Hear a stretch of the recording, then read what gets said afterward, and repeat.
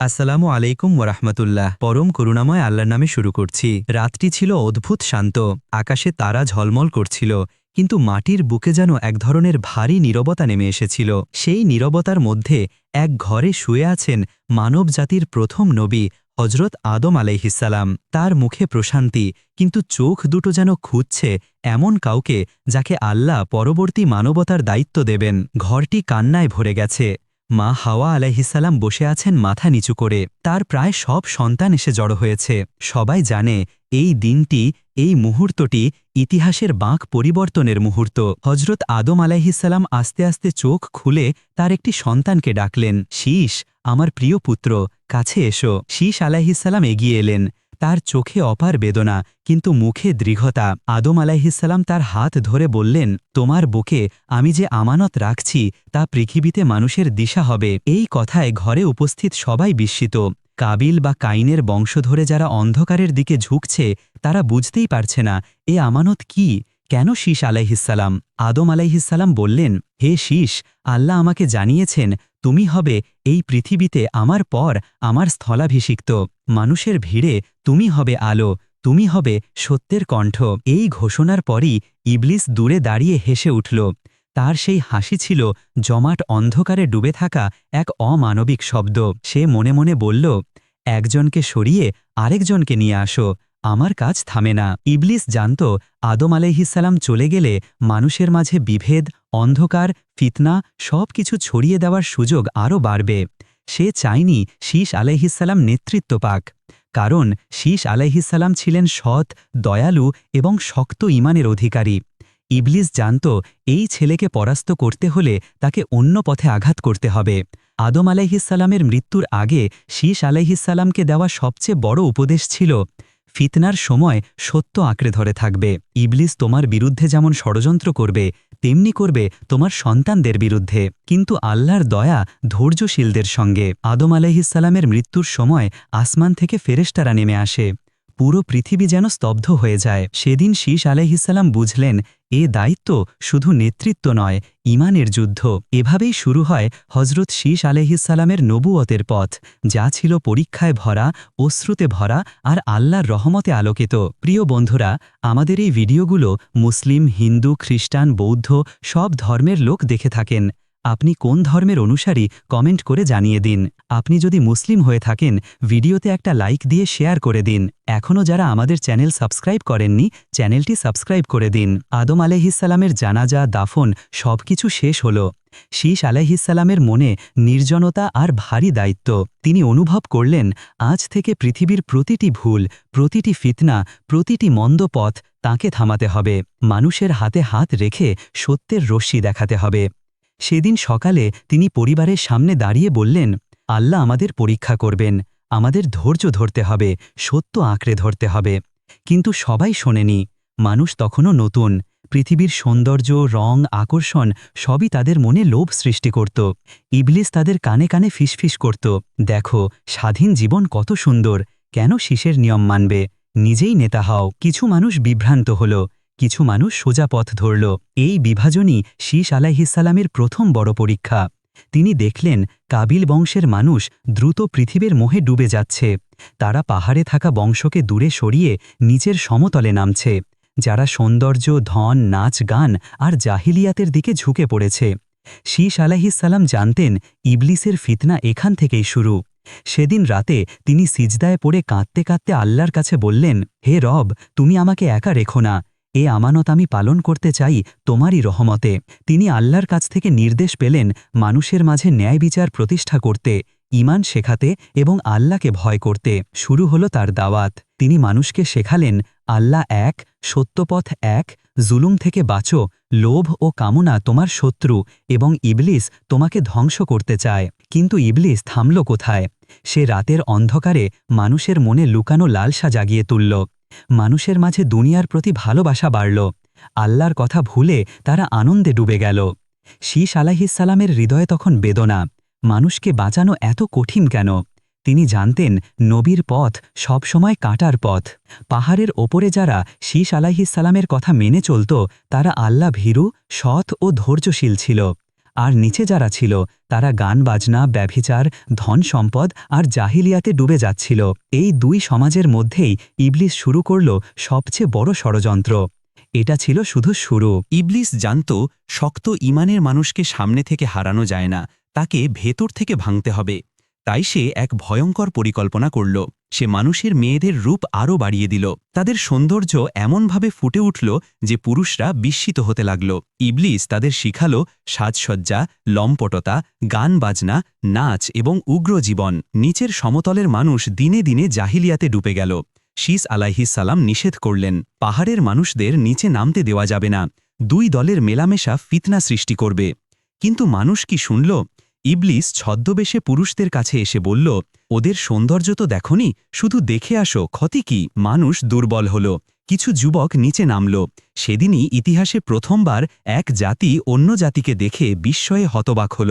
দ্বিতীয়বার এ বিস্ময় হয়ে গেল অন্ধ আকর্ষণ, তৃতীয়বার হয়ে গেল পাপ, চতুর্থবার পরিণত হল পথভ্রষ্টতায়। শীস আলাইহিসসালাম দেখলেন তার প্রচেষ্টা ব্যর্থ হচ্ছে। মানুষ শয়তানের ফাঁদে বন্দী। তার হৃদয় ফেটে গেল। তিনি কেলে বললেন, হে আল্লাহ, তারা আমাকে শোনে না, তোমাকে ভুলে গেছে, ইবলিসের দিকে ছুটে যাচ্ছে। আল্লাহ জানালেন, তুমি দাওয়াত দেবে, হেদায়াত আমি দেব, তোমার কাজ সত্য বলা, মানুষের কাজ শোনা। এই কথা শোনার পর শীস আলাইহিসসালাম আরও ধৈর্য ধরলেন।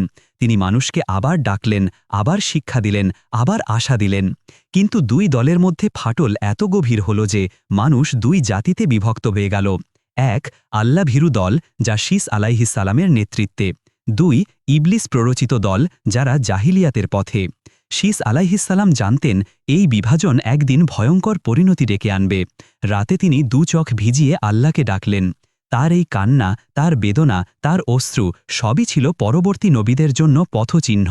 কারণ নবীদের পথ সব সময়ই বেদনার, কিন্তু তা শেষ হয় আলোতে। শীস আলাইহিসসালাম পাহাড়ের ওপর বসে দূর থেকে নিচের সমতলের মানুষদের দিকে তাকিয়ে থাকতেন। তার বুকের ভেতর এক অব্যক্ত ব্যথা। তিনি জানতেন মানুষ যে পথ ধরেছে তা শুধু পাপ নয়, বরং ধ্বংসের দিকে ছুটে যাওয়া। ইবলিস মানুষের মনে এমন এক আগুন জ্বালিয়ে দিয়েছে যা নীরবে নীরবে পুরো সমাজকে ভস্ম করে দিচ্ছে। নিচের সমতলে তখন নতুন এক সংস্কৃতি তৈরি হয়েছে। নাচ, গান, বাদ্যযন্ত্র, উন্মুক্ততা, আল্লাহকে ভুলে দুনিয়ার আনন্দে মত্ত থাকা। এমনকি তারা আল্লাহর নাম স্মরণ করতেও অনীহা প্রকাশ করত। শীস আলাইহিসসালাম তাদের কাছে বারবার দূত পাঠিয়েছিলেন, ফিরে এসো আল্লাহর দিকে, তোমাদের জীবন ক্ষণস্থায়ী, দুনিয়ার সৌন্দর্য কেবল পরীক্ষা। কিন্তু তারা হেসে বলতো, আমাদের জীবন সুন্দর, কেন আমরা তোমার কঠোর নিয়ম মানব? মানুষের অহংকারই তাদের পতনের প্রথম ধাপ হয়ে গেল। এদিকে পাহাড়ের ওপরের সমাজেও সমস্যা শুরু হল। কিছু যুবক ছিল অস্থির, তারা নিচের মানুষের জীবন দেখে প্রলুব্ধ হতো।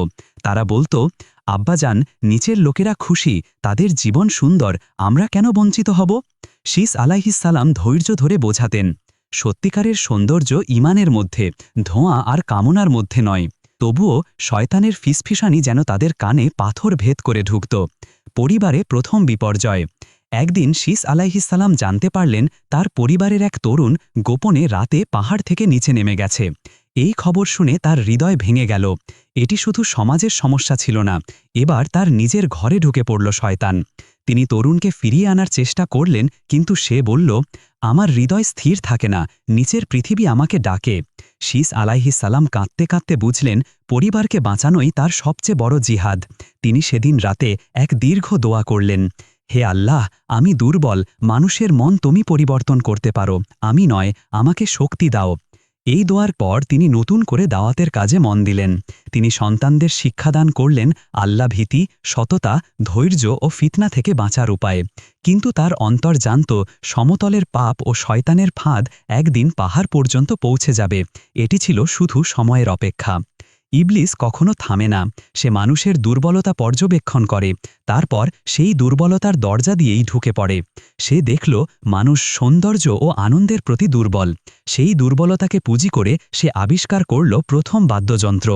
ইবলিস প্রথমে মানুষের কাছে এসে বলল, এটি শুধু আনন্দের জন্য, এতে কোনো ক্ষতি নেই। মানুষ বিশ্বাস করল। এভাবেই তৈরি হল ঢোল, বাঁশি, তবলা আর সুরের বহর। কিন্তু আনন্দের আড়ালে লুকানো ছিল ভয়ঙ্কর ফিতনা। প্রথম দিন মানুষ কেবল মজা করে বাজাল, দ্বিতীয় দিন নাচ শুরু হল, তৃতীয় দিন নারী পুরুষ মিশ্রিত উৎসব শুরু হল, চতুর্থ দিন রাতভর উন্মত্ততা, পঞ্চম দিন মানুষ ভুলে গেল আল্লাহর নাম। এদিকে পাহাড়ের ওপরে থাকা শীশ আলাইহিসসালাম প্রথমবার এসব শব্দ শুনতে পেলেন।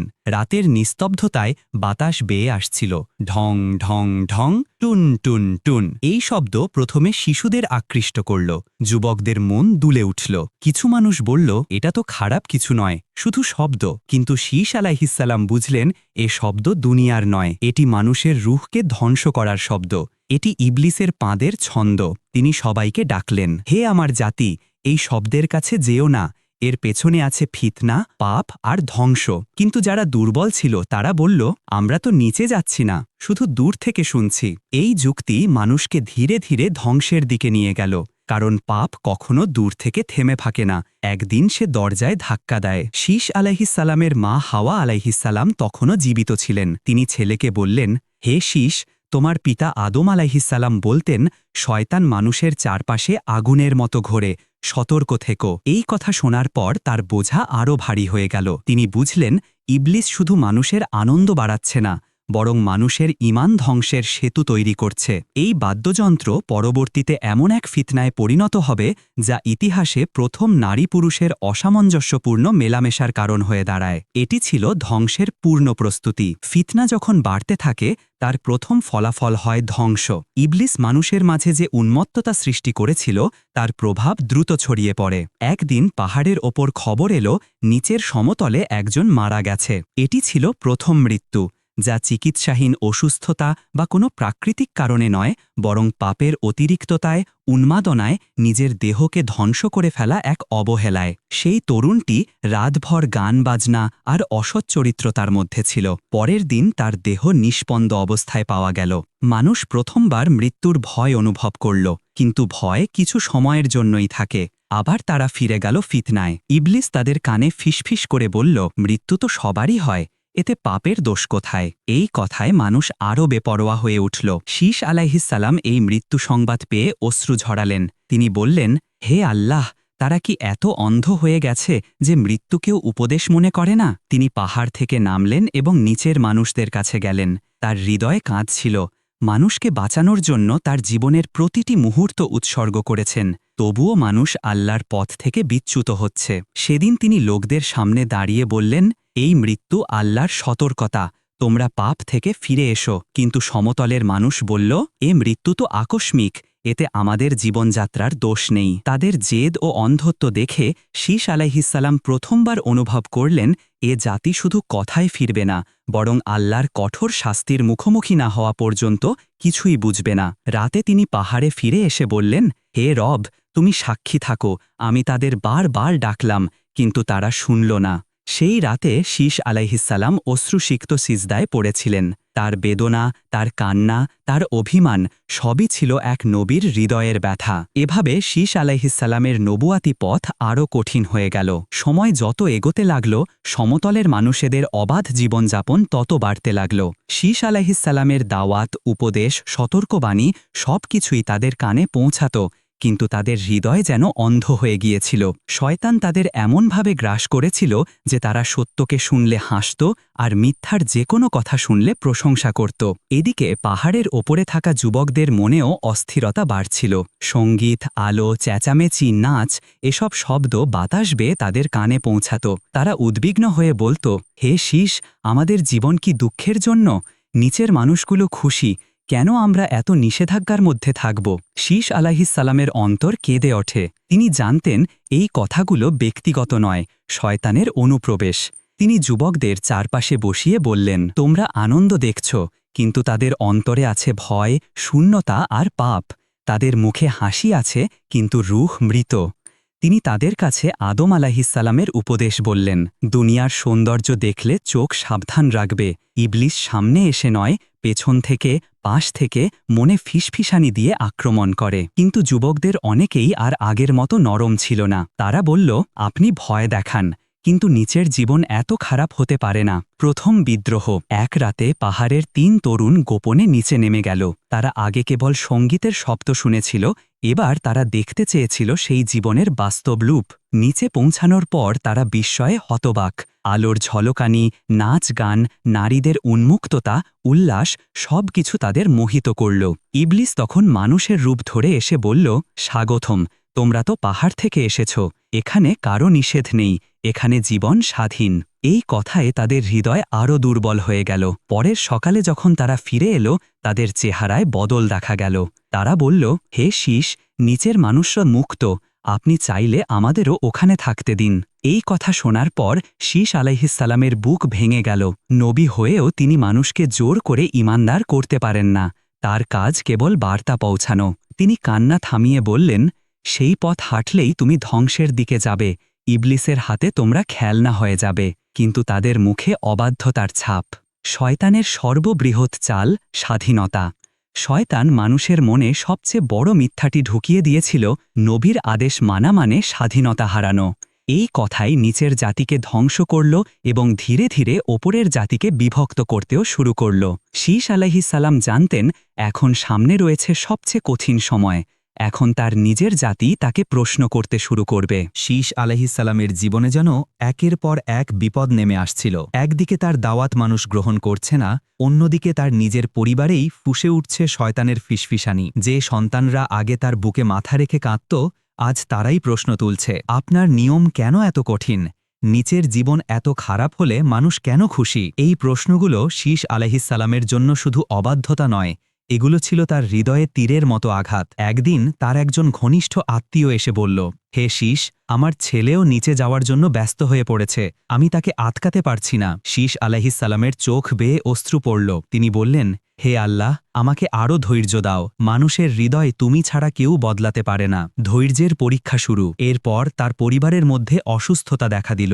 এক সন্তান প্রচণ্ড জ্বরে আক্রান্ত হল। চিকিৎসার কোনো ব্যবস্থা না থাকায় শীষ আলাইহিসসালাম সারা রাত তার মাথায় হাত বুলিয়ে দোয়া করলেন, হে আল্লাহ, তুমি শিফা দাও। তিনি নিজের হৃদয়ের ব্যথা লুকিয়ে রাখলেন। নবীজিদের পরীক্ষা কখনো ছোট হয় না, এরা মানুষের পথ প্রদর্শক হওয়ার জন্যই কষ্টে বড় হন। এই সময়েও নিচের সমতলের মানুষ আল্লাহকে ভুলে গেছে। শীষ আলাইহিসসালামের জাতি বিভক্ত হতে শুরু করেছে। তার নিজের ঘরেও শয়তানের প্রভাব বাড়ছে। তবুও তিনি থামেন না। তিনি প্রতিদিন দাওয়াত দেন, মানুষকে ভালোবাসেন, কাঁদেন এবং দোয়া করেন। এক রাতে আল্লাহর দরবারে ভাঙা হৃদয়ের প্রার্থনা। এক ঝড়ো রাতে যখন সবাই ঘুমিয়েছিল, শীষ আলাইহিসসালাম একা পাহাড়ের চূড়ায় উঠে সিজদায় পড়ে গেলেন। তার কান্নার শব্দ বাতাসে মিশে যাচ্ছিল। হে আল্লাহ, তাদের জন্য আমি ক্লান্ত হই না, কিন্তু তাদের অবাধ্যতা আমাকে ব্যথিত করছে। তারা যেন অন্ধের মতো পাপের দিকে দৌড়াচ্ছে। আমি মানুষকে বাঁচাতে চাই, কিন্তু তারা নিজেই আগুনে ঝাঁপ দিচ্ছে। আল্লাহ তার কান্না শুনলেন। নবীদের দোয়া কখনো হারিয়ে যায় না, কখনো উপেক্ষিত হয় না, কিন্তু আল্লাহর সিদ্ধান্তও আছে। কোনো জাতি অতিরিক্ত সীমালঙ্ঘন করলে আল্লাহ তাদের পরীক্ষা আরও বড় করেন। এবং সেই বড় পরীক্ষা আসছে। মানুষের দুর্বলতা, সৌন্দর্যের ফাঁদ, শয়তানের পাতার রঙিন ফাঁদ, সব মিলিয়ে এক ভয়াবহ পরিণতির দিকে এগোচ্ছে পৃথিবী। শীষ আলাইহিসসালাম জানতেন না, আগামী দিনগুলো তার জীবনের সবচেয়ে কঠিন দিন হতে চলেছে। সমতলের মানুষের উৎসব, সঙ্গীত ও বেপরোয়া জীবন পাহাড়ের মানুষদেরও টেনে নিচ্ছিল। যুবকদের কিছু অংশ মাঝে মাঝে নিচে গিয়ে ফিরে আসত। কিন্তু একদিন এমন কিছু ঘটল যা ছিল শয়তানের সবচেয়ে ভয়ঙ্কর কৌশল। নারীদের ব্যবহার করে ইবলিসের পাতা। শয়তান দেখল পুরুষদের টেনে আনতে নারীদের ব্যবহার করা সবচেয়ে কার্যকর। সে নারীদের কানেও ফিসফিস করতে শুরু করল, পাহাড়ের মানুষরা তোমাদের সৌন্দর্য দেখেনি, তাদের সামনে গেলে তারা তোমাদের পছন্দ করবে। এভাবে শয়তান সমতলের নারীদের উস্কে দিল। তারা রঙিন পোশাক পরল, গায়ে সুগন্ধ লাগাল, সুর তুলল।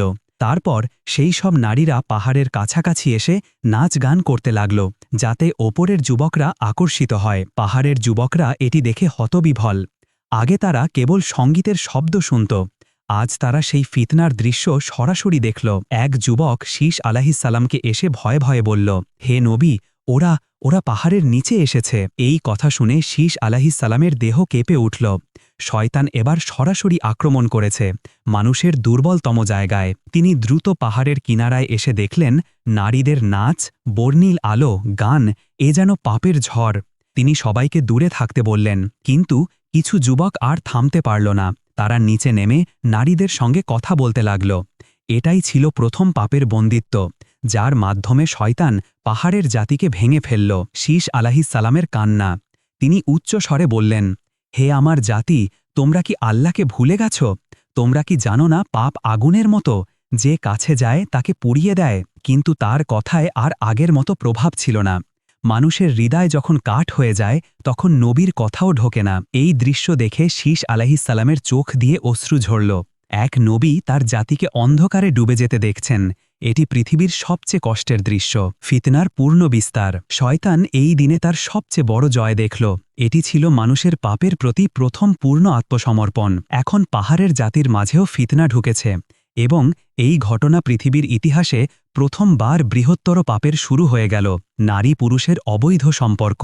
শীস আলাইহিসসালাম জানলেন, এখন আল্লাহর পক্ষ থেকে বড় পরীক্ষা আসবে।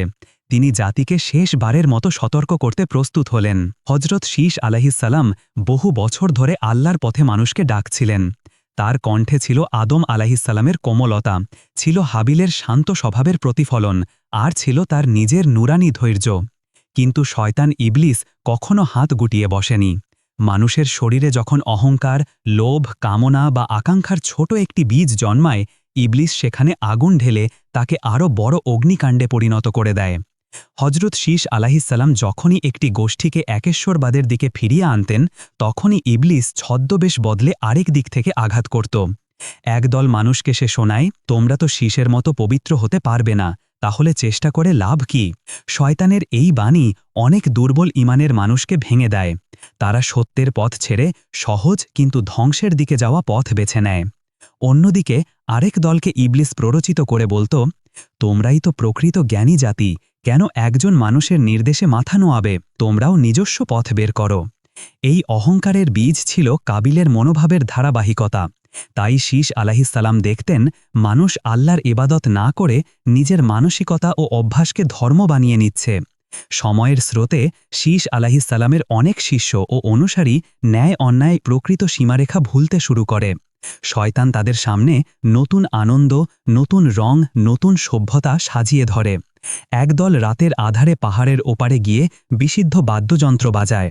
নারীদের আকর্ষণে ডুবে পাপকে বিনোদনের নামে বৈধ মনে করতে শুরু করে। হজরত শীস আলাইহিসসালাম অত্যন্ত ব্যথা পেতেন। তিনি দিনগুলোতে দৃশ্যমানভাবে দ্রুত বার্ধক্যের দিকে ঢলে পড়ছিলেন। তার চোখে ছিল অশ্রু, আর অন্তরে ছিল দোয়া, হে আল্লাহ, আমি তোমার বান্দাদের ফিরিয়ে আনতে চাই, তুমি তাদের হৃদয় নরম করে দাও, তারা যেন সত্যকে দেখতে পায়। কিন্তু ইবলিসও প্রতিজ্ঞাবদ্ধ ছিল, আমি আদমের সন্তানদের মধ্যে অহংকার, লোভ, কামনা ও বিদ্রোহের আগুন জ্বালিয়ে রাখব যতদিন পৃথিবী আছে। এভাবে ইবলিসের দীর্ঘ বহুস্তর চক্রান্ত শুরু হয় নতুন এক যুগের। এই চক্রান্তই ভবিষ্যতে মানবজাতির মধ্যে প্রথম মূর্তি পূজার সূচনা হবে, যা শীস আলাইহিসসালামের সময়ই শিকড় গেঁথে নিচ্ছিল।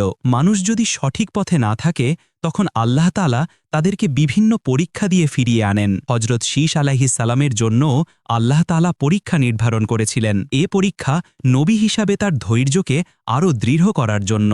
প্রথম পরীক্ষা ছিল দারিদ্র্য। বহু বছর তিনি তার জাতিকে হেদায়াত দিচ্ছেন, কিন্তু শয়তানের কারণে তাদের অনেকেই আল্লাহর পথ থেকে দূরে সরে যাচ্ছে। তারা যখন ইবাদত থেকে মুখ ঘোরায়, তখন আল্লাহর বরকত জাতি থেকে কমে যেতে থাকে। ফসল কমে যায়, গাছ শুকিয়ে যায়, পাহাড়ের ঝর্ণাগুলো দুর্বল হয়ে পড়ে, অনেক পরিবার খাদ্য সংকটে পড়ে যায়। শীস আলাইহিসসালাম নিজেও এতে আক্রান্ত হন।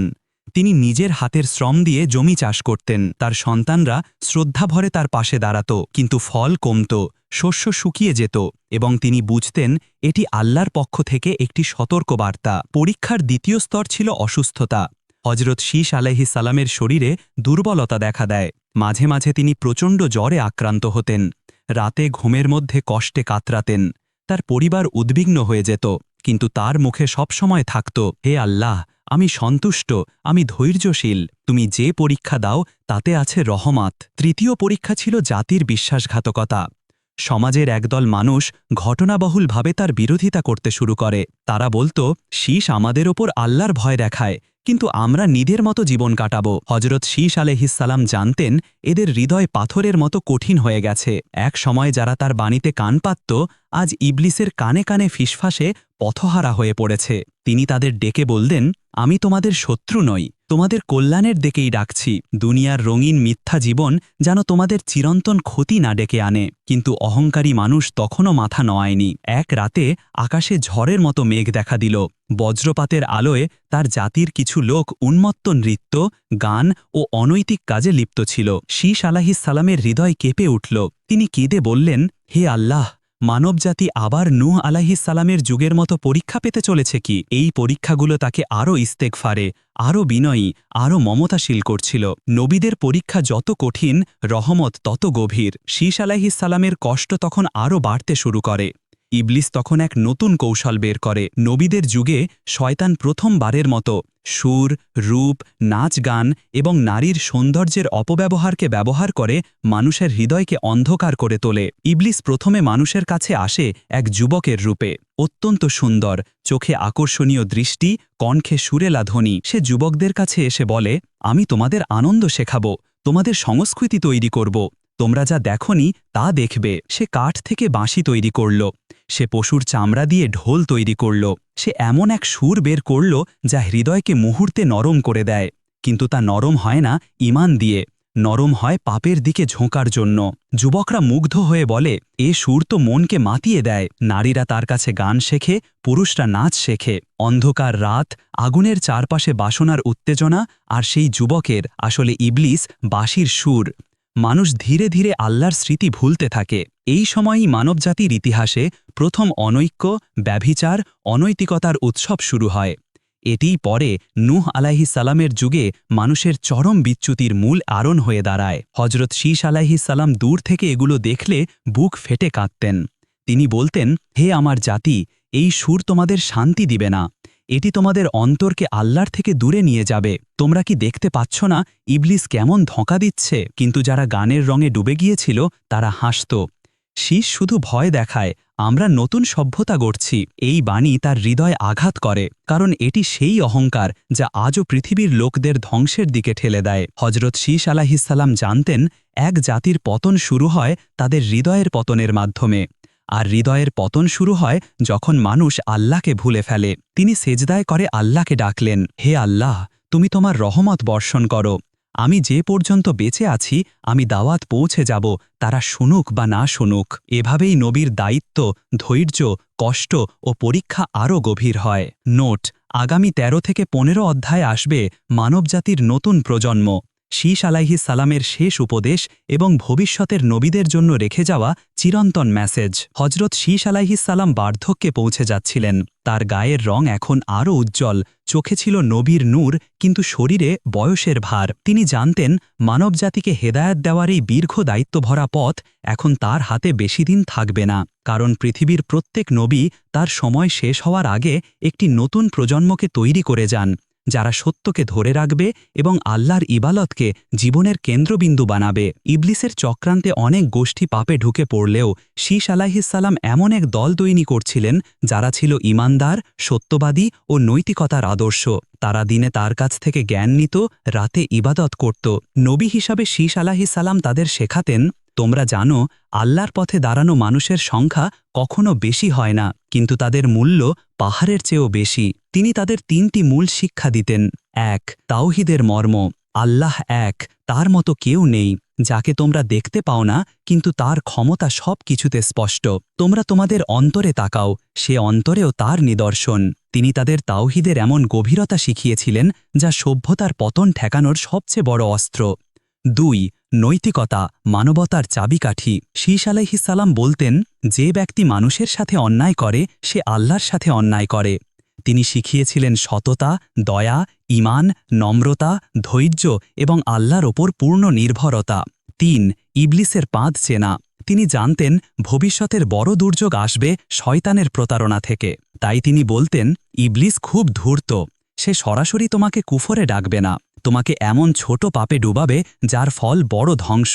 তিনি উদাহরণ দিতেন, পাপের প্রথম ধাপ হল বিচ্ছিন্ন সঙ্গ, দ্বিতীয় ধাপ সুর ও রূপের আকর্ষণ, তৃতীয় ধাপ আল্লাহর ভয় ভুলে যাওয়া এবং চতুর্থ ধাপ অন্তর অন্ধ হয়ে যাওয়া। এভাবেই তিনি একটি শক্তিশালী ঈমানী প্রজন্ম তৈরি করছিলেন যারা ভবিষ্যতে নবীদের উত্তরসূরি হবে। হজরত শীশ আলাইহিসসালামের পরিবারও তার দাওয়াতের অংশ ছিল। তার সন্তানরা উজ্জ্বল, আল্লাহ ভীরু এবং জ্ঞান সমৃদ্ধ ছিল। আল্লাহ তার পরিবারে নবুয়াতের আলো রেখে দেবেন, এই ছিল আল্লাহর প্রতিশ্রুতি। মানবজাতির ইতিহাসে প্রতিটি নবী জীবনের শেষ সময়ে বড় পরীক্ষা মোকাবেলা করেন। শীষ আলাইহিস সালামের জীবনে এই পরীক্ষা শুরু হয় যখন তার জাতির একাংশ পূর্ণভাবে ইবলিসের পথে মগ্ন হয়ে পড়ে। রাতে অন্ধকারে তারা নাচে, গান গায়, নারী পুরুষ মিশে পাপের নতুন যুগের জন্ম দেয়। তারা এখন শীষ আলাইহিস সালামকে পুরনো মানুষ, কঠোর শিক্ষক, এমনকি স্বপ্নবিলাসী বলে বিদ্রূপ করত। একদিন কয়েকজন যুবক তার কাছে এসে বলে, হে শীষ, তুমি আমাদের আনন্দ কেড়ে নিচ্ছ, আমরা স্বাধীনভাবে জীবন কাটাতে চাই। শীষ আলাইহিস সালাম গভীর শ্বাস নিয়ে বললেন, স্বাধীনতা মানে সীমাহীন পাপ নয়, স্বাধীনতা মানে আল্লাহর বিধান মেনে বরকতময় জীবনযাপন। কিন্তু তারা চলে গেল। শয়তানের প্ররোচনা তাদের হৃদয় কঠিন করে ফেলেছিল। আদম আলাইহিস সালামের স্মৃতি ফিরে আসে। সে রাতে শীষ আলাইহিস সালাম আকাশের দিকে তাকিয়েছিলেন। তার মনে পড়ে যায় তার বাবার কথা। আদম আলাইহিস সালাম তাকে বলেছিলেন, হে শীষ, মনে রেখো, মানুষ ভুল করবে, কিন্তু নবী কখনো ভুল পথ দেখাবে না। তোমার কাজ হলো চেষ্টা করা, হেদায়াত দেয়া আল্লাহর কাজ। তিনি বাবার কথায় নতুন শক্তি পেলেন। জাতির ওপর নেমে আসে শাস্তির সতর্কতা। মানুষ যখন পুরোপুরি পাপের মোহে ডুবে যায়, তখন আল্লাহ তাদের সতর্ক করেন। একদিন আকাশে ভয়ঙ্কর বজ্রপাত, অদ্ভুত কালো মেঘ এবং তীব্র ঝড় দেখা দিল। মানুষ আতঙ্কিত হয়ে শীষ আলাইহিস সালামের কাছে দৌড়ে আসে। হে নবী, আমাদের জন্য দোয়া করো। তিনি বললেন, তোমরা আল্লাহর দিকে ফিরো, তওবা করো, পাপ ছেড়ে দাও, রহমত নেমে আসবে। কিন্তু যারা পাপে ডুবেছিল তারা হাসল, এটা তো শুধু প্রাকৃতিক ঘটনা। এভাবেই কাফিরদের হৃদয় অন্ধ হয়ে যায়। শীষ আলাইহিস সালাম তার ঈমানি দলকে নিয়ে পাহাড়ের কাছে চলে আসেন। সেখানে তিনি তাদের সবচেয়ে শক্তিশালী নসিহত দেন, যদি পৃথিবী ধ্বংস হয়ে যায়, তবুও তাওহীদের আলো যেন তোমাদের অন্তরে থেকে যায়। তোমরা ভবিষ্যতের নবীদের দুর্গ। আল্লাহ তার অন্তরে নূর ঢেলে দেন। তিনি বুঝলেন এই পরীক্ষা শেষের পরীক্ষা, এবং তিনি উত্তীর্ণ হলেন ধৈর্য, সত্য এবং অটল ঈমান নিয়ে। হজরত শীষ আলাইহিস সালাম অনুভব করলেন তার দুনিয়ার সময় শেষ হয়ে আসছে। তার সন্তানরা ও অনুসারীরা তাকে ঘিরে বসে আছে। সবার চোখে অশ্রু, কিন্তু তার মুখ শান্ত। সেই নুরানি মুখ যেন পৃথিবীর প্রথম নবীদের আলো বহন করছে। তিনি শেষবারের মতো সবার দিকে তাকিয়ে বললেন, হে আমার সন্তানরা, হে আমার জাতি, আমি তোমাদের কাছে 3টি জিনিস রেখে যাচ্ছি। এসব ধরে রাখলে তোমরা কখনো পথ হারাবে না। প্রথমত, তাওহীদের আলো। আল্লাহ ছাড়া কেউ উপাসনার যোগ্য নয়। এই সত্য যেন তোমাদের রক্তে, শ্বাসে, জীবনে থাকে। মানুষ যত দূষিত হবে, তাওহীদই তোমাদের বাঁচাবে। দ্বিতীয়ত, নৈতিকতা ও দয়া। মানুষ ভুল করবে, তোমরা তাদের ভুলে নয়, দয়া দিয়ে আচরণ করো। একজন ভালো মানুষ 1000 জনকে বদলে দিতে পারে। তৃতীয়ত, ইবলিসকে চিহ্নিত করা। শয়তান কখনো ঘুমায় না। সে রূপ বদলায়, সুর বদলায়, কথা বদলায়, কিন্তু তার উদ্দেশ্য একটাই, তোমাদের আল্লাহ থেকে দূরে সরানো।